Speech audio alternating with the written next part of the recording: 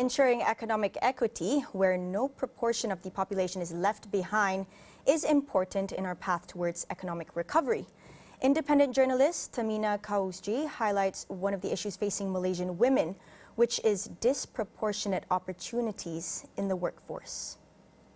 Let me quote a 2018 labor force survey where about 60.2% of women respondents, they said that they don't participate in the labor force because of obligations to provide childcare, elder care at home. So in contrast, most men responded they did not work because of a lack of education, completely separate issue.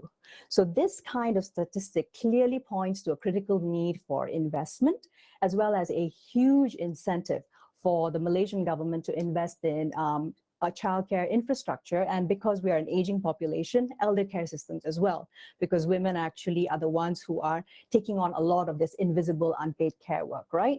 So I expected, instead of men, once again, to provide unpaid care work, which is domestic work and other unpaid care, despite also being breadwinners and part of the workforce. And then within the workplace, you have other barriers, which include the gender pay gap. This eventually increases female elderly poverty over the life cycle. Then you also have pregnancy discrimination, motherhood penalty for women in the workforce, as well as gendered or feminized professions and their connection to low pay. So yeah, economic recovery is absolutely possible, but Malaysia needs to take actionable stances to ensure full economic opportunity and that all forms of economic opportunity for women are addressed. So closing that really targeted almost 30% labor force participation rate gap between Malaysian men and women can be done through strategic investments for early childcare infrastructure and creation of the care economy.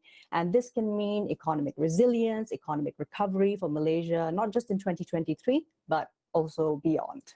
Yeah. Tehmina says with about 50% of the country population being women, Malaysia must start investing into the care economy. To formalize the unpaid care work that they provide for perhaps neighbors or other women in their community on a more casual basis, such as, babysitting. So how do you formalize that into something which is an economy?